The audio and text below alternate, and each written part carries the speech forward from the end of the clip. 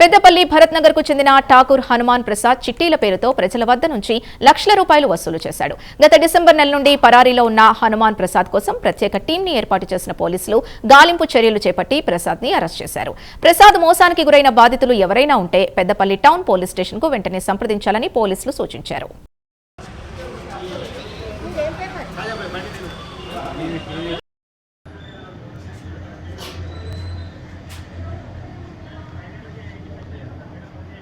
ఏదండి ఆల్రెడీ ఆయన ఎవరు సాగర్రావు కన్నా చూపండి మీరు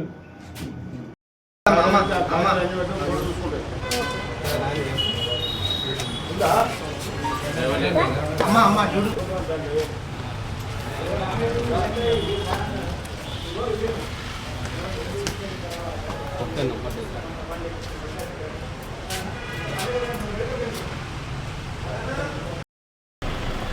నువ్వు నమ్మకంతో చేసినా మరి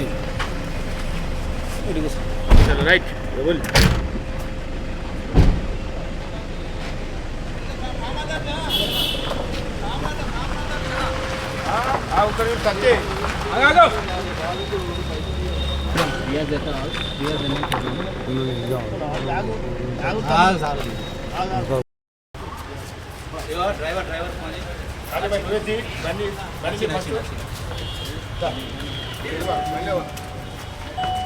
తమ్ముడు బండి ఎందుకైనా అయ్యో నువ్వు కాయబాయి బండి అంటే హాస్పిటల్ దాకా పోయి రాయితా దాని ఎక్కడ ఏమైనా తీసుకున్నారా అన్నీ ఆటో వాళ్ళు ఎక్కువ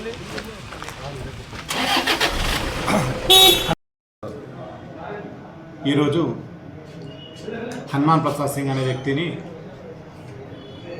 చిట్టీల కేసులో ఇల్లీగల్ చిట్టీలు నడుపుతూ స్థానిక పెద్దపల్లిలో 2 లక్షల నుంచి 9 లక్షల వరకు వివిధ రకాలుగా చిట్టీలు నడుపుతూ వాళ్ళందరినీ మోసం చేస్తూ పారిపోయిన దానిపైన లక్ష్మీ నరసింహస్వామి అనే వ్యక్తి ఇచ్చిన దరఖాస్తు పైన కేసు పెట్టడం జరిగింది.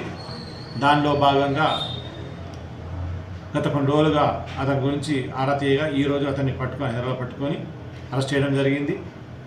స్థానిక కోర్టులు కూడా అతన్ని ప్రొడ్యూస్ చేయడం జరుగుతుంది. ఇంకా బాధితులు కూడా తెలియాల్సింది ఉంది.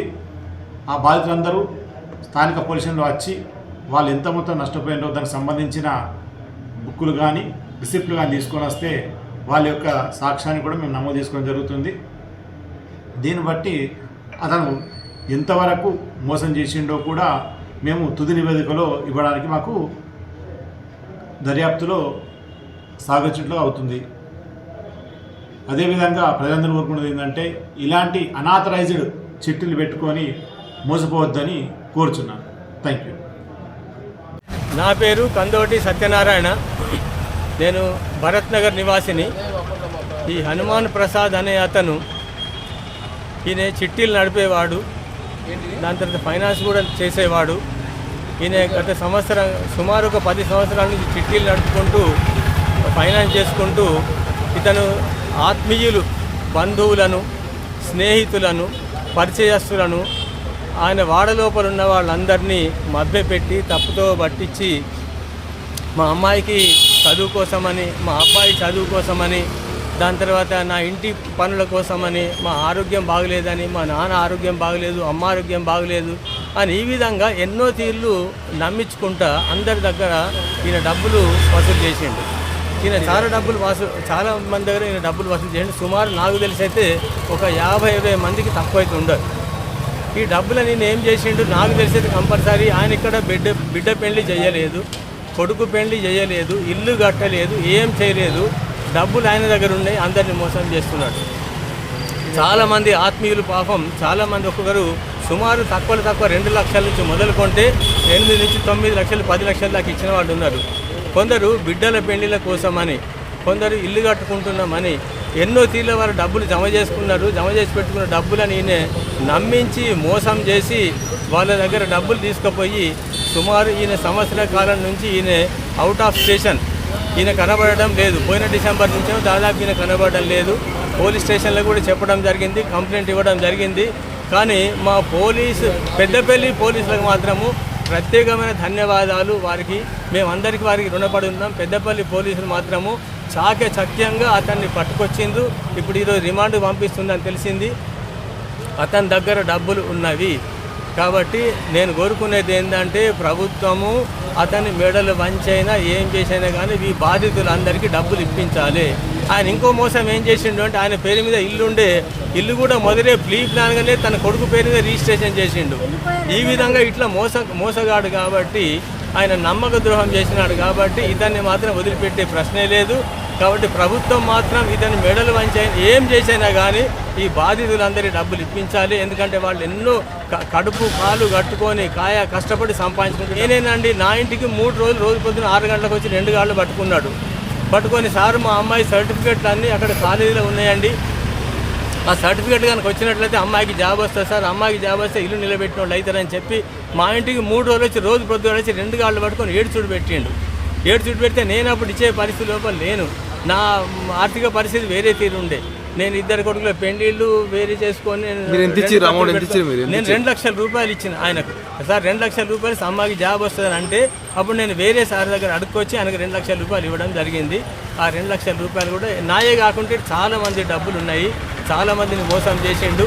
ఈయనను మాత్రము ప్రభుత్వము, అధికారులు, కోర్టు, పోలీసు వాళ్ళు ఈయన వదిలిపెట్టకుండా అందరి బాధితులకు వాళ్ళ డబ్బులు ఇప్పించాలి అని కోరుతున్నాను. మళ్ళీ మా పెద్దపల్లి పోలీసులకు మాత్రం ప్రత్యేకమైన ధన్యవాదాలు. వాళ్ళు బహుచాకచక్యంగా ఈయనను పట్టుకొచ్చిండ్రు. వారికి ప్రత్యేకమైన మా అందరి తరఫున ధన్యవాదాలు. పేరు స్వరూప, హనుమాన్ ప్రసాద్ మాకు బంధువు. వాళ్ళ భార్య మా సారుకు మేనమామ కూతురు, సొంత మేనమామ కూతురు. మా దగ్గరికి వచ్చి మేము చిట్టీలు ఆయన దగ్గర వేయలేదు, మేము చిట్టి బిజినెస్ చేస్తాం కరీంనగర్లో. అతను వచ్చి మా దగ్గరకు వచ్చి ఒక వారం రోజులు మా స్టూడియోకి వచ్చింది. మాది ఫోటో స్టూడియో కరీంనగర్లో, తారిక ఫోటో స్టూడియో. వారం రోజులు మా దగ్గరకు వస్తే ఊరికే అడగడం, పైసలు ఇయ్యండి అంటే మా సార్ ఇయ్య అన్నారు. నేనన్నా మన బంధువులే కదా, వీళ్ళ సడ్డకుడు మా కాక, మా సొంత కాక. మా కాక అయితే మా కాక ఉన్నాడు, వాళ్ళు ఉన్నారు. అటు నెలకు 1 నెల కట్టాడు కావచ్చు, 2 నెలలు కట్టాడు కావచ్చు. కట్టకుండా మా కాకతో చెప్పచ్చు, ఎవరితోనన్నా చెప్పించి మనం పైసలు తీసుకోవచ్చా. నేను మా సార్ను రిక్వెస్ట్ చేస్తే వచ్చి 10 లక్షల రూపాయలు తీసుకొని వెళ్ళు. 2 చిట్టీలు ఒకటేసారి 10 లక్షలు. స్టూడియోలో మేము ఏం పేరు రాయలేదు, ఏమీ లేదు. వాడు నెలకు కడతాడు కదా, కడతాండి, అందరూ కట్టేటప్పుడు వాడు కూడా కడతాడు కదా అని అనుకున్నాం మేము. ఇట్లా అంటే మళ్ళీ కోర్టులో మా మీదనే 5 లక్షలు కట్టిండు. 5 లక్షలే కొట్టు, 5 లక్షలు అప్పుడు వెళ్ళిపోయిండు. చిట్టీలు కడతలేడు అని నేను పెద్దపల్లికి వచ్చి వాళ్ళ ఇంటికి వెళ్తే వాళ్ళ ఇల్లు తాళం వేసి ఉంది. అరే ఎందుకు తాళం వేసి ఉన్నది, ఇట్లా తాళం వేసి ఉన్నది లేరండి. అక్కడక్కడ ఎంక్వైరీ చేస్తే లేరమ్మా అని చెప్పి వాళ్ళందరూ. వాళ్ళు మొన్ననే వెళ్ళిపోయారు, వాళ్ళ కొడుకు వండి పెట్టడానికి పోయింది, ఆమె హైదరాబాద్కి వెళ్ళిపోయిందని చెప్పిన వాళ్ళు సరే మంచిదని నేను మా కాకకు ఫోన్ చేస్తున్నాను. కాకకు ఫోన్ చేసే రోజు ఇప్పుడు ఇందాక వచ్చిండు విజయ్ గోపాల్ సింగ్ అని. మా కాక పేరు కూడా విజయ్ సింగ్.